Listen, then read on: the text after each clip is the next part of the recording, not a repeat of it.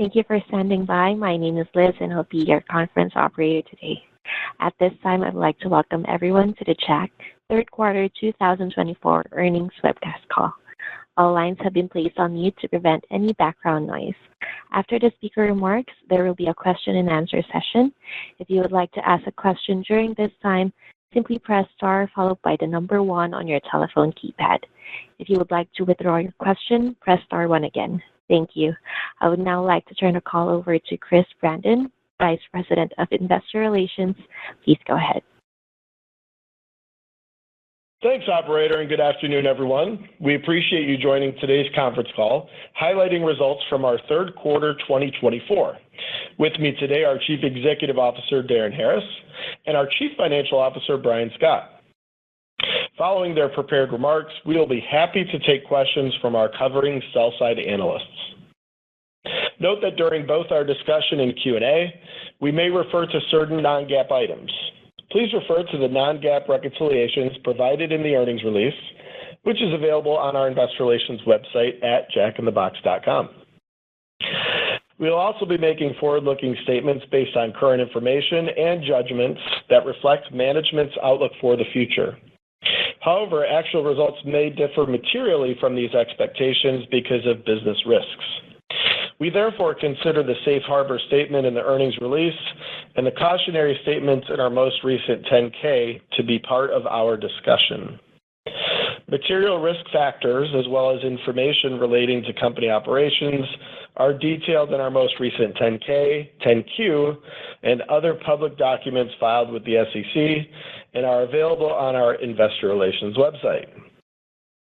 A quick note on conferences and events between now and our fourth quarter earnings. We plan to attend the Piper Sandler Conference on Tuesday, September 10th in Nashville. Hope to see many of you there. And with that, I would like to turn the call over to our Chief Executive Officer, Darin Harris. Thank you, Chris, and good afternoon, everyone. We appreciate you joining today's call to discuss our third quarter 2024 performance. I want to start by thanking everyone within our organization for their efforts in continuing to manage through a challenging environment for our industry, while driving meaningful progress on our key long-term ambitions of targeting top-tier AUVs, driving digital growth, delivering industry-leading restaurant-level economics, and building new restaurants with best-in-class returns for franchisees. Our industry is operating in an unusual consumer environment, and we are quickly responding with initiatives intended to drive transactions and win share, with an enhanced focus on reconnecting with the lower-income, value-oriented guest. We realize that what you get for what you pay is more important than ever and continue to feel confident in our barbell and hook-and-build strategies to achieve that for all guest segments. Innovation, variety, and value will continue to be an important part of our offering at both Jack in the Box and Del Taco, and we will pursue messaging that breaks through to our guests. The third quarter results reflect the combined effect of a tougher sales environment while lapping a high single-digit same-store sales comparison at Jack in the Box. We took action to address many of our guest needs with innovation and quickly adapting offers to be relevant with value. I'd like to highlight a few areas where we demonstrated a dual commitment to addressing both the current environment while remaining steadfast in driving towards our long-term ambitions. First, and in partnership with franchise operators, we took action to enhance and highlight our value offerings with the launch of our Munchies Under $4 platform with 2 objectives. This offering provides a compelling price point and value offer to grow transactions, and it achieved pricing and menu consistency across our system for potential add-on items with the outcome of increasing items per check. To begin the fourth quarter, we have also brought back a $5 price point called Jack's Big Deal Meal as a relaunch of the Jack Pack. Our differentiated menu uniquely positions us to provide a wide range of value offers in the future, including our famous 2 tacos, Jack Wraps, $5 meals or Munchies Under $4, our $10 Fan Faves boxes, and our late night munchie meals. Speaking of late night, We successfully executed on our commitment to a day part where we win. We partnered with Ice Cube to develop a unique munchie meal featuring our late-night fan favorite, the Chicken Tater Melt. We certainly faced a tough comp from last year's Snoop Dogg promotion and the popular Spicy Chicken Strips LTO. I am glad to say it met the challenge and performed above expectations, with order volume for the munchie meal outperforming year over year. This result is a great example of offering a significant value for the dollar, although the price point is higher than other meal combos. We continued pairing value offerings alongside our innovation capabilities, including the launch of wings, our continued success with Smash Jack, and now Mini Chimneys. Because of the success of Smash Jack, which mixed above 5% in the quarter, two of our fan favorite premium burgers just got even better. The Classic and Bacon Swiss Buttery Jack have rolled out featuring the Smash Patty, now available system-wide. We are excited to deliver it as an upgrade to our already existing strong duo of buttery burgers, and it is only the beginning of our ability to keep innovating around the Smash line. The launch of wings, debuting in the third quarter through digital and social channels, was very well received, while providing a solid operations knowledge for larger campaigns and future promotions. After simplifying our breakfast menu last year and impacting top line, we wanted to enhance our breakfast offering by making French toast sticks, a fan favorite LTO, permanent on the menu and part of our breakfast platters. Plus, we will incorporate breakfast value promotions into each marketing window, like we did during the third quarter, while adding innovative options like our recent introduction of chicken and waffle sticks. As part of our ambition to drive digital growth from 14% to 20% of sales, we made progress in first party, which increased 80% versus last year. First party enables us to build our loyalty membership and directly engage with our guests. At the start of next month, we will be releasing a redesigned version of our Jack app, which will provide an enhanced experience for our guests, setting the foundation for personalization and targeted loyalty offerings. As we continue to enhance our marketing and restaurant technology stack, it's important that I provide an update on the progress of our new point-of-sale rollout at Jack, with nearly 100 restaurants completed and a plan to be at approximately 450 by the end of 2024 and fully deployed in 2025. This POS system includes kiosk capability and will support seamless loyalty experience while unlocking future operational innovation, including enhanced inventory and labor management, along with automation and AI to reduce costs and improve speed. I want to say thank you for the outstanding effort of our IT and operations teams, as well as our franchise technology committee, for their tireless efforts to launch this program. We will continue to update you on the progress of this rollout. And as always, we are showing our commitment to cultural relevance and putting our challenger brand in the bright lights in unique ways. Our promotional partnership with the biggest movie of the summer, Deadpool and Wolverine, is underway with 2 new products and is exactly the type of brand partnership that continues to make Jack in the Box relevant and high profile.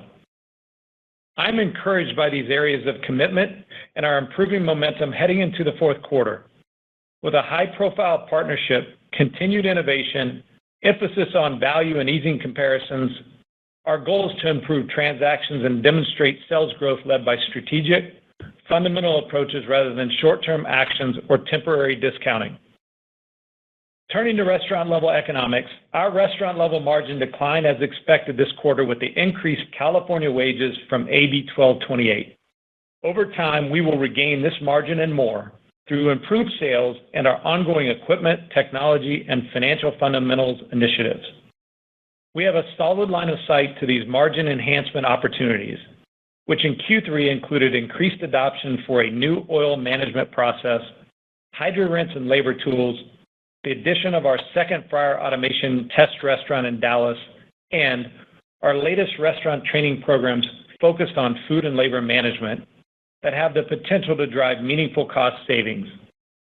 The team continues to work with urgency to roll these out to our entire system to maximize both our franchisee four-wall EBITDA and our company-owned restaurant margins. As it relates to restaurant growth, Interest to develop from both existing and new franchisees is being driven in part from our strong new market performance. We opened our second restaurant in Mexico during Q3, and our 5 Salt Lake City restaurants continue to collectively achieve over $100,000 in weekly AUVs, with now an average of 40 weeks open between the 5 locations. And our 2 Louisville restaurants are averaging nearly $70K in weekly AUVs, with performance sustaining nicely during the 9 months since we entered the market. All in all, our new market restaurants continue to thrive, demonstrating that this brand is craved by customers across the country and south of the border as well. I am also thrilled about our exciting news related to Chicago. We plan to rapidly enter this key market with a plan to open up to 10 company locations in fiscal year 2025, with an eye on partnering with franchisees to continue to expand in a market with significant growth potential. This, in addition to our entry into Florida in 2025, sets us up for an exciting year for the brand, and our team is ready to make it happen. I also want to provide an update on our reimage program, which has been enthusiastically received by our franchisees. As a reminder, Jack in the Box has committed $50 million towards this multi-year program. We ultimately receive requests to remodel over 1,000 restaurants, and we believe we can support approximately 25 to 30% of these with incentives. Our franchisees are now prioritizing which restaurants to reimage and gearing up for executing on the approved remodels at a more accelerated pace. This program will yield meaningful same-store sales growth and enhance the overall brand image. Shifting to Del Taco, we were disappointed with the third quarter same-store sales and margin results, but are recently seeing some early signs of improved sales performance. The new leadership team is making good progress on multiple fronts to optimize our marketing, media, and menu strategy, along with implementing operational changes to improve margins and speed of service. The Del team is moving quickly on these efforts while adeptly dealing with the recent changes in consumer buying behavior and wage increases in California. I've been part of many brands transformation projects in my career, and similar to the changes we have been making at Jack in the Box, it takes time.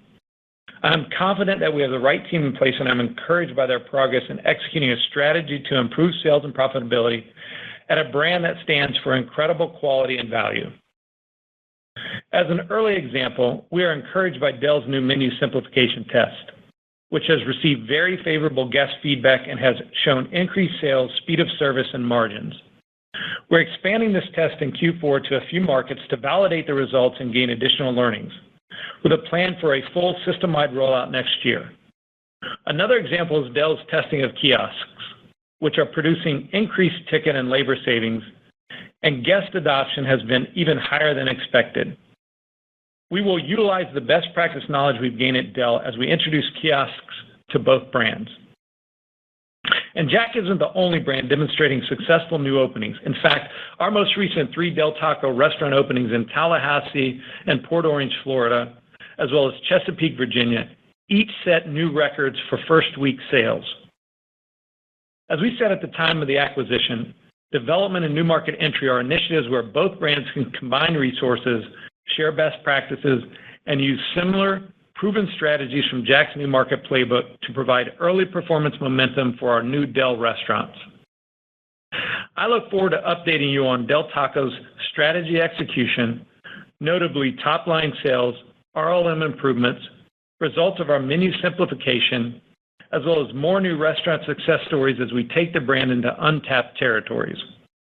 I believe strongly, particularly as we close in on being an asset-light model, and the brand's ability to deliver shareholder value in the long run and add to an even stronger growth story we are creating. In closing, we are pursuing the right initiatives with the right teams to manage through this unprecedented consumer environment for our industry. We have so much upside and opportunity within both of these brands, and we will stay focused on making the right investments, executing on the unique Jack and Del experience that our guests expect, and doing everything we can to navigate the short term while never losing focus on supporting our ambition to create sustained, long-term value for our shareholders. Thank you again, and I'll now turn the call over to Brian. Thanks, Darren, and good afternoon, everyone. I will start by reviewing our 2 brands individually, followed by details on our consolidated performance and capital allocation. Beginning with Jack in the Box, our third quarter system same-store sales declined 2.2%, with franchise restaurant comps decreasing 2.4% and company-owned sales up 0.1%.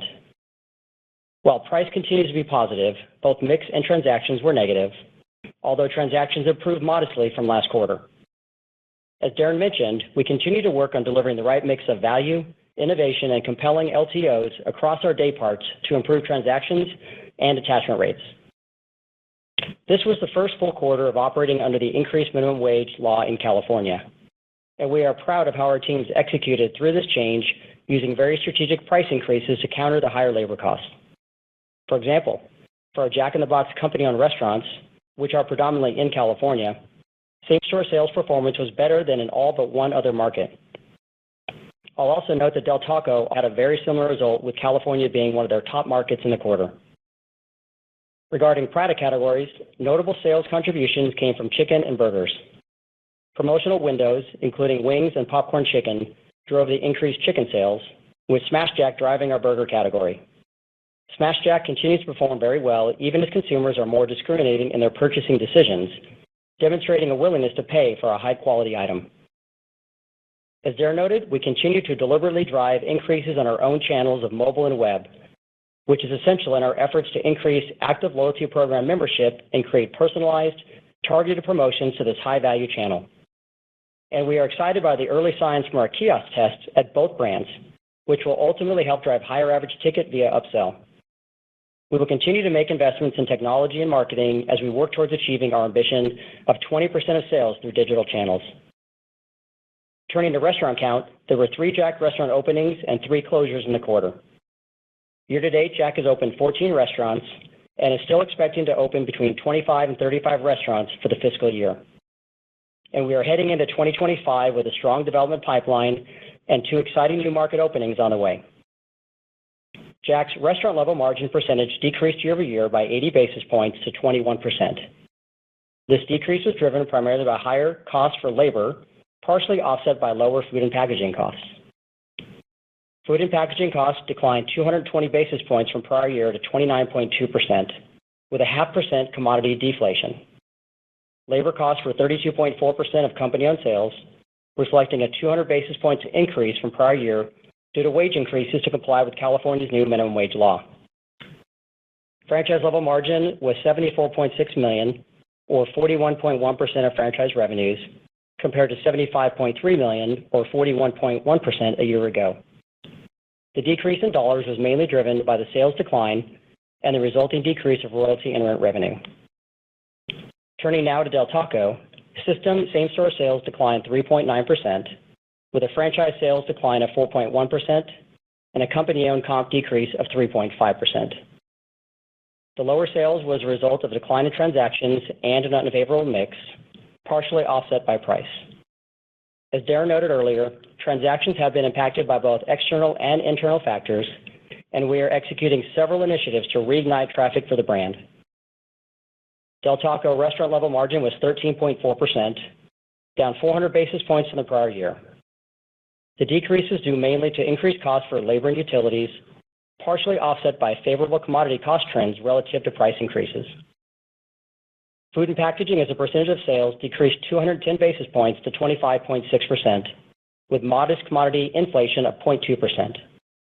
Labor as a percentage of sales increased 460 basis points to 38.6%, with this increase also due to the new California minimum wage. Occupancy and other operating expenses increased 160 basis points, driven primarily by higher utility costs and an increase in technology support costs. Franchise-level margin was $5.8 million, or 27.1% of franchise revenues, compared to $5.5 million, or 36.7% last year. The increase in FLM dollars was due to refranchising 58 restaurants since the third quarter last year, while the decrease in margin percentage was primarily driven by these refranchising efforts and the resulting impact of a direct pass-through of rent and marketing fees. Del Taco restaurant count at quarter end was 597, with 5 openings and 3 closures during the quarter. With 12 openings year-to-date, Del Taco expects to hit the higher end of our original guidance of opening 10 to 15 restaurants this fiscal year. Subsequent to quarter end, we refranchised 27 Del Taco restaurants to a strong Jack and Del operator, which included a development agreement for 25 additional restaurants.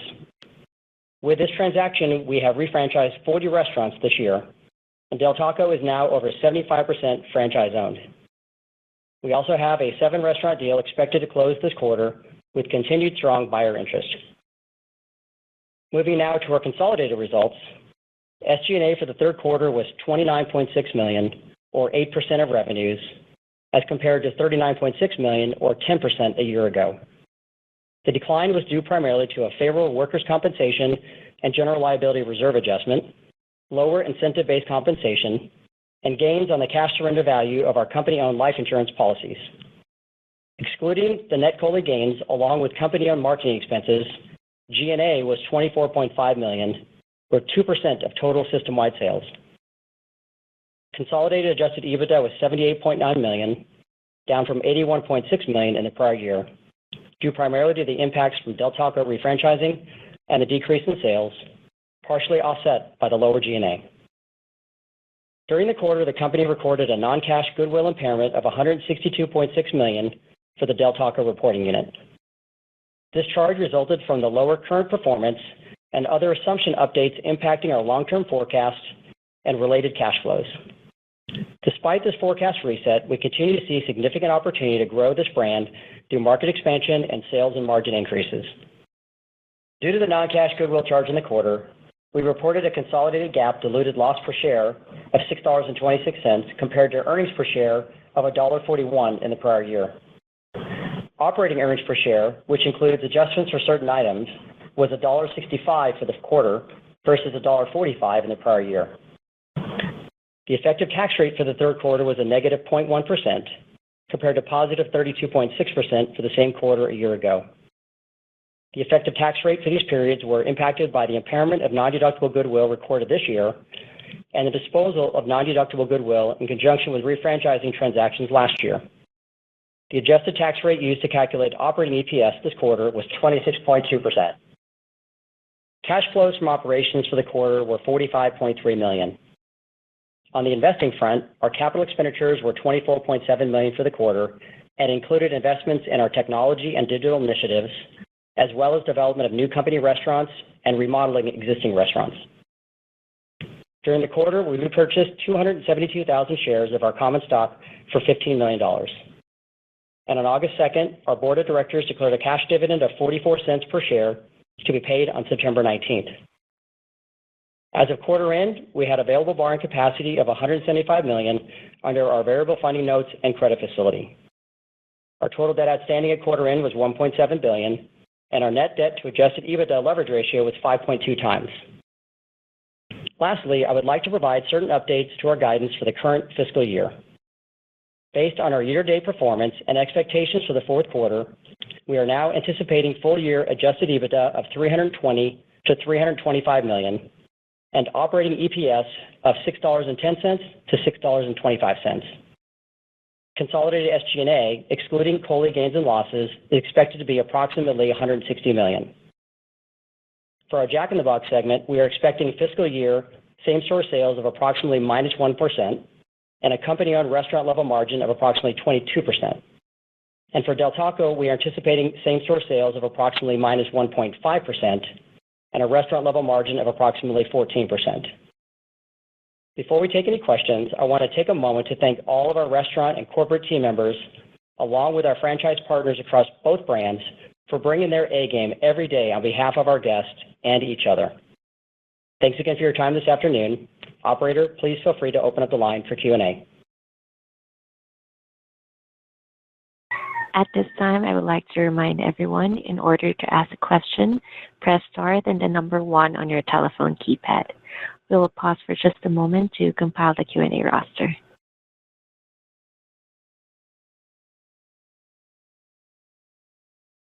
Your first question comes from the line of Brian Bittner. Please go ahead. Thank you.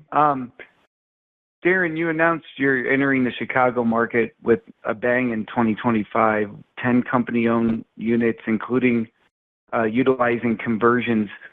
how are you positioning the brand to succeed with this type of a rapidly scaled opening, which is pretty unique strategy for a new market? So if you could touch on that. And Brian, your same-store sales guidance for Jack in the Box for the full year, it does give us an implied 4Q outlook, I guess, of around a 1% same-store sales decline is the math in my model. Is that the accurate way you want us thinking about the fourth quarter for Jack in the Box based on where you've put the full year guide? Any updated thoughts on that would be helpful as well. Thanks, guys. Yeah, Brian, this is Brian. Maybe I'll take your second question first, and then we can talk about Chicago. In terms of the where we, the full year guidance update and where we sit today, for the quarter to date, we are running slightly negative for Jack, but definitely improved from where we were in the third quarter, which was not surprising to us. And so the implied fourth quarter guidance, I'd say it's kind of flattish to slightly down.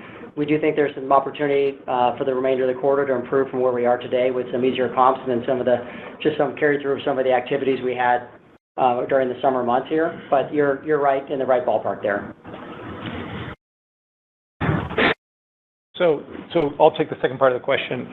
Also, I'll talk. Dell continues to find improvement throughout the quarter from our low point last quarter, which we knew we were going to have a tough quarter in the third quarter due to some media laps that we were making year over year. So we're seeing improvement into the fourth quarter, and like Brian said, just slightly negative here at Jack with some improving trends and that we're enthused about. With that said, let's lean into development. And I think your question related to Chicago goes all the way back to our strategy that we shared in Investor Day, which is, we're continuing to invest in growth. And we have seen a tremendous increase in our pipeline of development agreements and sites. And Chicago is another one of the new markets we had targeted. And we went in aggressively by working through an opportunity to convert quite a few locations in a very short period of time. So we see we could open up to 10 locations, up to 10. We'll see how many we get open in 2025 in the Chicago market. And it's a way for us to get quick penetration and then follow through with what we've done in other markets like Louisville and Salt Lake, where we surround that with additional franchisees and company builds to make sure we make impact in the market very quickly. Thank you. Thanks, Brian. Your next question comes from the line of Sara Senatore with Bank of America. Please go ahead. Great, thank you. I wanted to ask about Darren's comment that the improving momentum heading into fourth quarter, you talked about how just now that is better than 3Q. I guess, can you sort of help me understand, like when you talk about improving momentum, what is it in particular? Is it the value piece? Is it the advertising? And I guess in that context, how confident are you in the momentum given, I think, 3Q started a little bit stronger and then it decelerated through the quarter. So just trying to understand kind of the underlying demand and also how you're thinking about your ability to respond to it given, I think you have to be kind of reactive. Yeah, I think, what we've been doing with the balance of our barbell strategy when we rolled out Munchies Under $4, what we saw is it increased our ticket. It didn't drive as much of the traffic as we wanted, so it increased ticket to over $14. It also, we saw a higher unit per transaction. So we know that Munchies Under $4 is working. It just hasn't moved enough of the traffic we needed to comp positive. In addition to that, we also have a $5 big meal deal in the fourth quarter. So we have a good value strategy. You add those two things together, you add that along with what we're doing on our $5 or our $10 Fan Faves box, we have enough value options in our digital offers to really focus on that part of the barbell. And then we roll out things like we've done with this promotion with Deadpool and Wolverine, where we've done the mini chimneys and, a popular fan favorite with our chicken strips. And so we have both ends of the barbell. So we feel confident in the fourth quarter calendar, along with what we're doing. We also know that we had softer comps at this time last year. So we feel good about the back end of the quarter. Yeah, so this is Brian. Just add, we've had obviously several weeks now into this quarter, and we've seen pretty consistent, better trend than we had in the third quarter. So it really doesn't take much of a change from what we're currently running to to still end up with a better performance than we had in the third quarter and getting near to that, flattish that we talked about a while ago here. So, again, the comps get progressively easier each period in this last quarter. Great. Thank you. Your next question comes from the line of Lauren Silberman from Deutsche Bank. Please go ahead. Hey, guys. Thanks for the question. Follow up on the comp side. Can you talk about the cadence of comp as you moved through the quarter, any discernible changes in consumer behavior?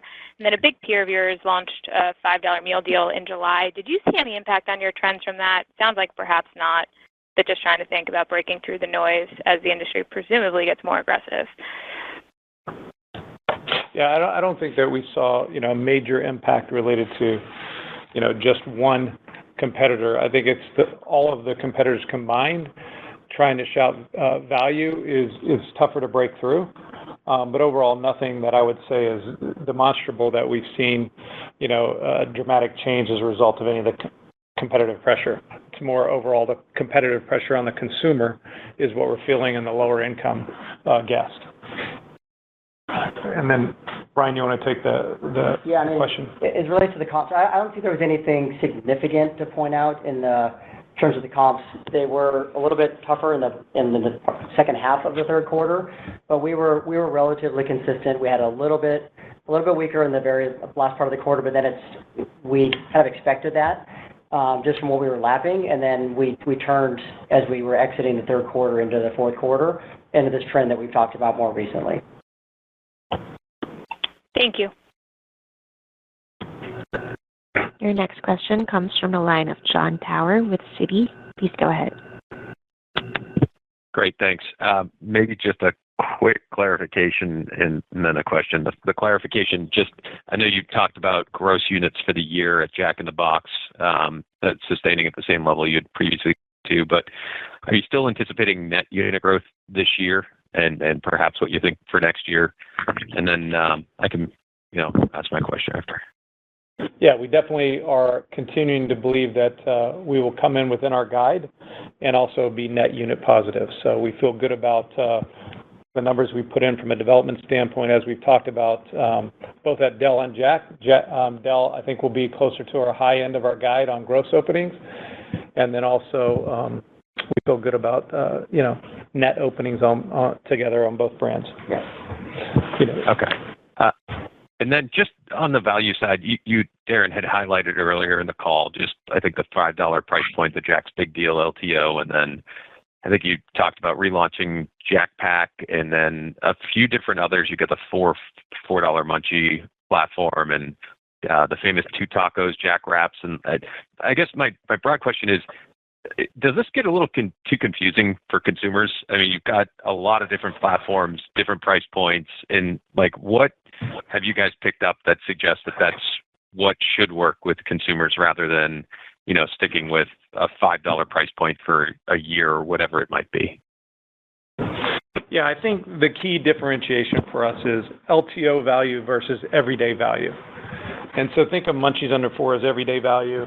Think of the $5 big meal deal as more of a promoted value. And then we utilize some of these other ideas, such as, our digital offers to also drive transactions and be, a discount play to really drive motivation on a particular day to drive traffic via digital means. So it's really about LTO versus everyday value. I think some of the work we've done on the menu with the Munchies Under $4, kind of putting it all in one place in the menu, it is easier for our guests to navigate and know that they've got a place to look if they want value, but then we've also created more clarity across all of our different menu items. So, they know value's there. They're seeing on it maybe at the promotion at the restaurant, but then, often though we're still getting that trade up to more premium items. With what Brian said, our promoted value on the LTO is to drive people off the couch and get them to trade up into something else on our menu. And that's been our strategy with the hook and build. Okay. And then just last one for me. In terms of California, you spoke to at least the company stores having some pretty good success there. Just curious, is there any way, how did your share in California hold up during the fiscal third quarter? California fared better than our system, and I think with we're continuing to see price offset some of the transaction decline. So, we definitely saw California fared substantially better than we thought, and I think it's franchisees worked with us when we rolled out our plan for AB 1228, where we looked at pricing by menu item across every market, by every store. Mm-hmm. We took specific surgical pricing on individual items, and we did it in a timed fashion. So I think we made the right moves in California. Yeah, and the same would be true, as we mentioned in the prepared remarks, with Del Taco. Again, with taking some incremental price there, some impact on traffic, negative impact, but the net was a better performance for Del overall in California. It speaks to the brands being really well regarded here, but I think also the team's working really surgically to price appropriately to manage against too much traffic decline. Great. Thanks for taking the questions. Your next question comes from the line of Chris O'Cull with Stifel. Please go ahead. Great. Thanks, guys. Given the geographic concentration of the company-owned stores, it's difficult to use them as a proxy for franchisee profitability. So could you give us an update on where you think the average franchisee profits are relative to last year for the brands year to date? Yeah, I think, in our last quarterly data, we're a quarter behind. We saw profitability up year over year and trailing 12 months for franchisees by about 2 points. Now, we know that information doesn't have AB 1228. And what I would say with AB 1228, we think there's somewhere between 1% and 2% that probably has, impacted some of the P&L from a labor standpoint. But we've had offsets against that with pricing. So, definitely, it's probably somewhere in the 1% to 2% range that franchisees have felt. And we've already seen that improve into Q4. Yeah, and the other thing I'd add is if you look back, kind of pre-COVID and where we are today, our franchisees overall, from a profitability standpoint, are stronger than they've been. So, we do have this near-term headwind, but we also, as Darren mentioned, we have a lot of initiatives in place beyond growing sales, which I think there's a distinct opportunity there, but to drive more operational improvement.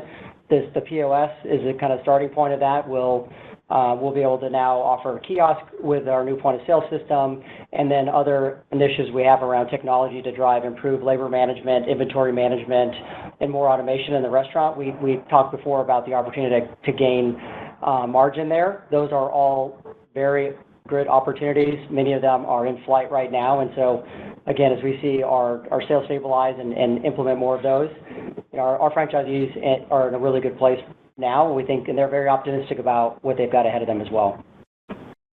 That's really helpful. Thanks. And then does the decline in Del Taco sales and store-level cash flows change your timing or maybe any of the economics of re-franchising the remaining 70 or so units? No, we will continue. We've got many deals in the pipeline that we anticipate closing. We just post-quarter closed on a transaction with Del Taco from a refranchising standpoint for 27 locations with a development agreement for 25. Then we have other LOIs that we're working through closing in the back half of the quarter. So our plan is to continue on the refranchising program, and we have plenty of demand. Yeah, and as I mentioned, we have another 7-unit deal that's very close to closing. That will put us just right below 80% franchise at that point. And the largest percentage of the remaining restaurants are still in California. As we mentioned, the performance has been better there, and I think there's a lot again of optimism about not only the brand here, but also the opportunities to grow sales and margins at Del Taco as well. So the interest has remained strong. We'll do it at our pace we think is appropriate with the right partners, but in terms of our ability to do it, we still see a lot of opportunity. We've recently, both at Jack and Del, had some of the most successful openings in the history. We're still signing new development agreements because people see the opportunity for growth and know that this is a transitory kind of cycle with same-store sales. And we believe that, as our pipeline continues to build, our interest in refranchising also continues to build. Great. Thanks, guys. Thank you. Your next question comes from the line of Brian Mullen with Piper Sandler. Please go ahead. Okay, thank you. Just a question on your remodel and refresh initiatives that you have going on with the Jack in the Box franchisees. Can you just talk about the uptake you're seeing for some of the programs you're offering, and if the current environment has any influence on the demand for that? You know, maybe for some, maybe capital's tight in this environment, but maybe others want to invest in an environment like this. So just any color you could offer would be great.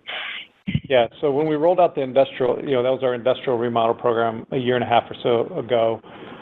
We have 9 of those completed, another 8 under construction, and 72 in design and permitting, so we're making progress there.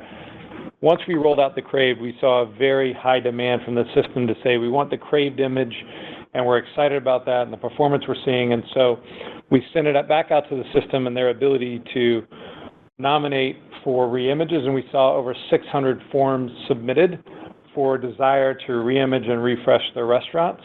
And so we believe the system is very excited about, and we hear this from franchisees, about the opportunity and the incentive program we provided alongside of them to help get some of these stores reimaged. And so, we're working through prioritization of what locations of those 600 will be selected for the incentive, but there's a substantial demand is the point behind the desire to reimage at Jack in the Box.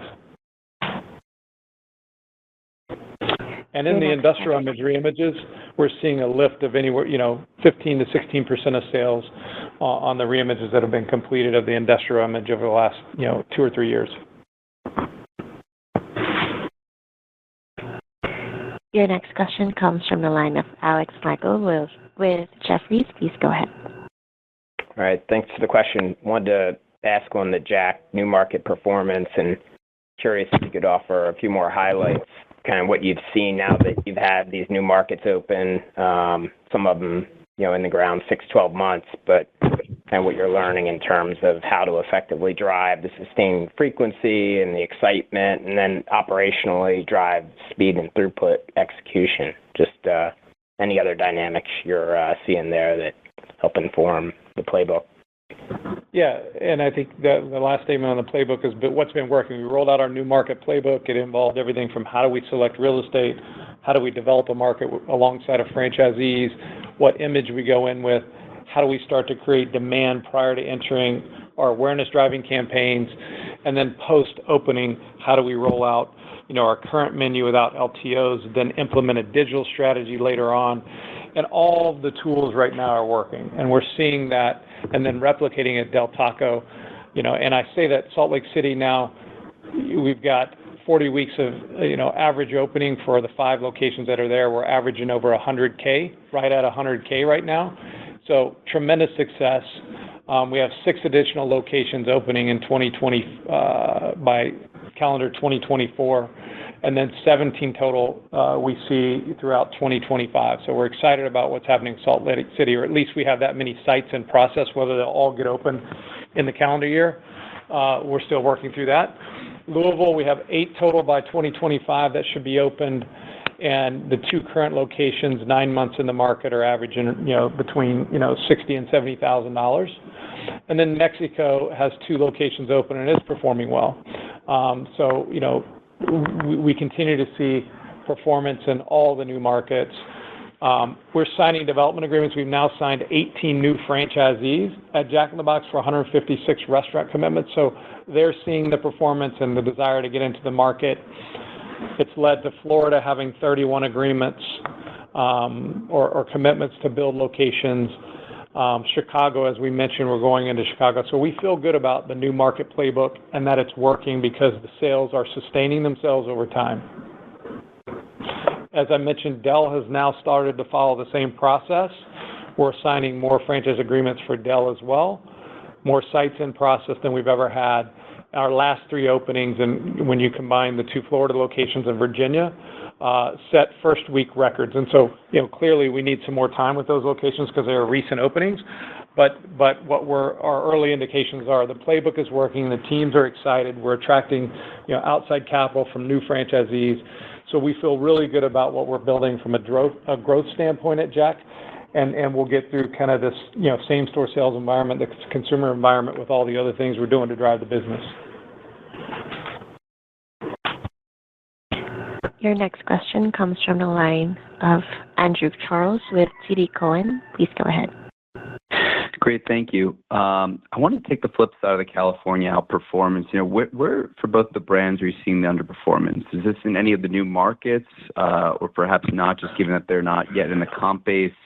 Are these from markets that didn't take as much price? I'm just kind of curious about where the underperformance in the store base is. Yeah, I think geographically at Jack, we're seeing mostly underperformance, a little heavier weighted to Texas and the Northwest, whereas we see California and the Midwest performing better at Jack. So, I think that's the key at Jack in the Box. Texas, I think, is a little bit, from a price standpoint, a lot more aggressive from a pricing standpoint, and the same in the Northwest. Yeah, I think because they probably took some price earlier in those markets, they're holding price more now, so they're feeling some of the industry traffic decline. It's not just for us, and so they're not really seeing much of an opportunity to offset with price because we'll make sure we have good discipline there. And so you've seen a little more of that traffic impact hitting their overall performance. I think as we kind of work through that, that near term, I think we're taking, again, good discipline on pricing, and as we, with our menu and some of the changes we've made, we think that'll, as for any traffic that improves, will drop straight through to better sales performance. Your next question comes from the line of David Tarantino with Baird. Please go ahead. Hi, good afternoon. Darren, I have a question on Jack in the Box value proposition. I was wondering if you could frame up how you're tracking the value proposition of the brand. I know the brand, you and your franchisees have taken a lot of pricing, as have others in the industry. I'm not sure you're disconnected from what others are doing, but I'm just wondering if the absolute level of pricing is changing the value perceptions of the brand in a way that might make you think about, an action plan related to your kind of structural, pricing going forward. I think we're always looking at market data, assessing it, and trying to make decisions on what is the right price. We're using plenty of the same tools our competitors are to see how do we stand, and as we've talked about our pricing discipline, how do we stand by item in each and every market, and how do we make changes accordingly. So I think overall, from a pricing standpoint, we now have the right discipline to pivot to what we need to do by each market, by each store, by each item. It's now about our everyday value and driving transactions, and about our LTO value. And so we feel from a premium standpoint, we've done the right things for hook and build. Now it's about how can we continue to drive transaction with the lower income guests into this $5 big meal deal and trade them up into items. We're having other items on the menu like our Munchies Under $4 that can be added to items. The last two things, and I think the whole industry is feeling this, we're seeing attachment rates, and that's what we have to figure out is how do we continue to get attachment up or additional drink sales, because that's where a lot of the industry is seeing some decline in overall, transactions and impacting sales. So that's what we have to figure out. And so Munchies Under $4 had a strategic initiative. How do we either drive people to come in and say that's a value, or add-on? What we're seeing more is add-on, and so now we have to. That's why we wanted to roll the $5 big meal deal alongside of the LTO to get people off the couch and then trade into something else. Your next question comes from the line of Dennis Geiger with UBS. Please go ahead. Great. Thanks, guys. Encouraging to see the continued Jack gains on the development agreement side of things and the solid initial performance in those newer markets. But Darren, just kind of building on some of your comments, anything more to share on where franchisee sentiment broadly is with respect to development timelines? Any of the macro pressures that you spoke to, is any of that impacting timelines at all, or for the most part, is it, folks are on track and it's all systems go broadly as we think about the development trajectory? Yeah, from quarter to quarter, we continue to approve more sites. We're now at 103 sites that are in permitting and construction at Jack in the Box. So we just approved a substantial number, a couple weeks ago. So we're still seeing people fill the pipeline, and we'll continue to add development agreements and sites. And so we haven't seen across the systems, both at Jack or Del, a decline in interest. Yeah, there's natural, time on some of the back end of the development agreements that may be pushed out a bit. But for the coming 18 to 24 months, we feel really, really good about the pipeline and how rapidly it's building. Great. Thank you very much. Your next question comes from the line of Logan Wright with RBC Capital Markets. Please go ahead. Hey, good evening. Thanks for taking the question. Just sort of a follow-up on the prior question. You guys have, it looks like over or close to 400 Jack in the Box restaurants in the pipeline. I guess my question is, sort of given everything that's been happening in the macro pressures, how much visibility do you have in the next 18 to 24 months, and any sort of guidance relative to the sort of long-term guide you guys gave at the Analyst Day in terms of unit growth for Jack in the Box? And then separately, so that's on the franchise side, and then separately on the company-owned side, any sort of guidance you guys could give on your expected openings for next year, just given all the new markets, just any sort of update there would be great. Thanks. We'll provide guidance at next quarter for next year, but right now we've stayed true to our 2027 guide, long-term guidance on unit growth, that we're on track for the 2% that we had commented on, and we feel even more confident based upon what we've seen in the number of sites being submitted at both brands. Yeah, I just add at the same, just reiterating that if you look at the Investor Day presentation, we did give a roadmap to 27, and if you look at the fiscal 25 expectations between the two brands, we feel confident that we're on track to fall within that range. And as we have line of sight into the following year with a number of development agreements, we feel like we're heading in the right direction for 26 as well. So I'd say nothing's really changed. And beyond that, just to add on to what Brian said, is we're signing more development agreements every day. So we signed 3 new development agreements at Jack during the quarter for 28 more restaurants.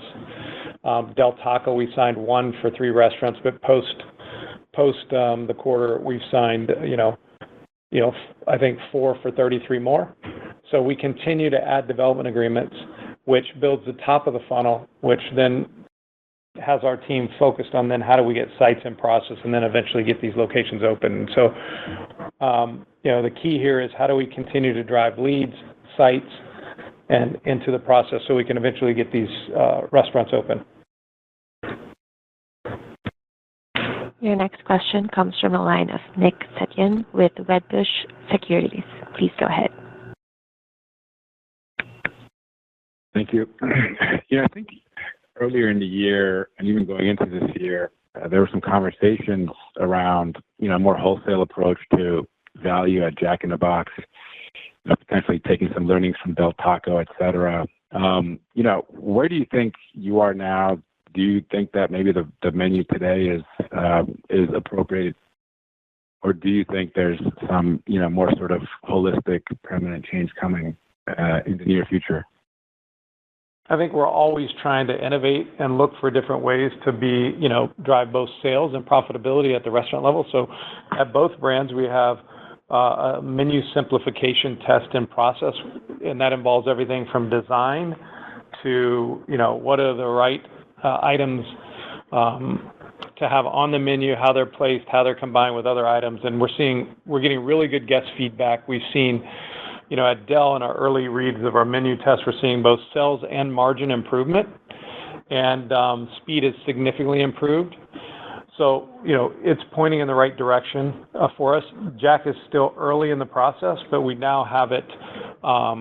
Well, let me back up to Del. We're also now in 3 markets with this menu simplification test, and if we continue to have the same results we've been having, then we'll roll it out in 2025 because we're seeing just enough of an improvement in margin and sales that all signs point to the positive. And Jack in the Box, we're still too early to tell, but the early read is that both the same thing is happening with at Jack, and that is both sales and margin improvement by doing some of the menu simplification that we've tested so far. Your final question comes from the line of Kristen Cho with Goldman Sachs. Please go ahead. Yes, thank you so much. So there were a number of big launches and new products over the last few months, as you've called out in the prepared remarks. But would you be able to share any color around the reception of these products, as well as the impact on market share in different day parts, such as late night and breakfast, as well as any color on different income cohort spending? Thank you.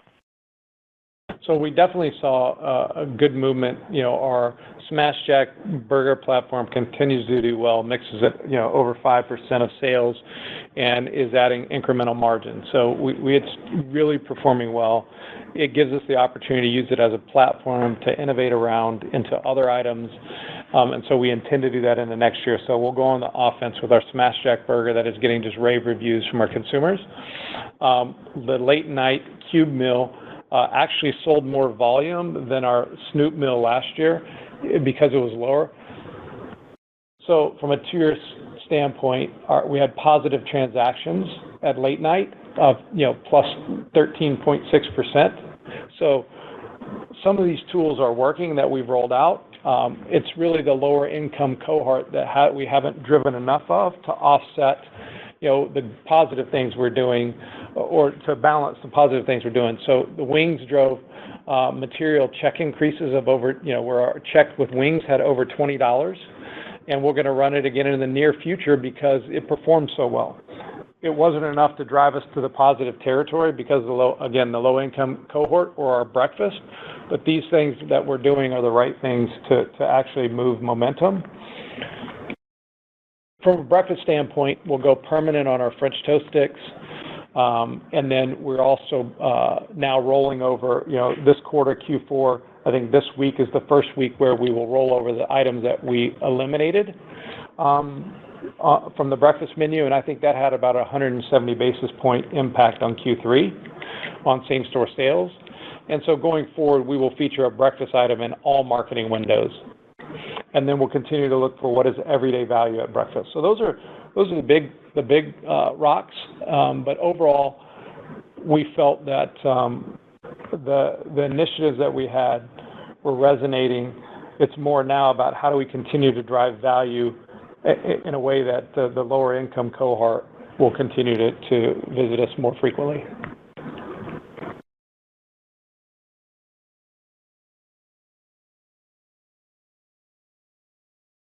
Thank you.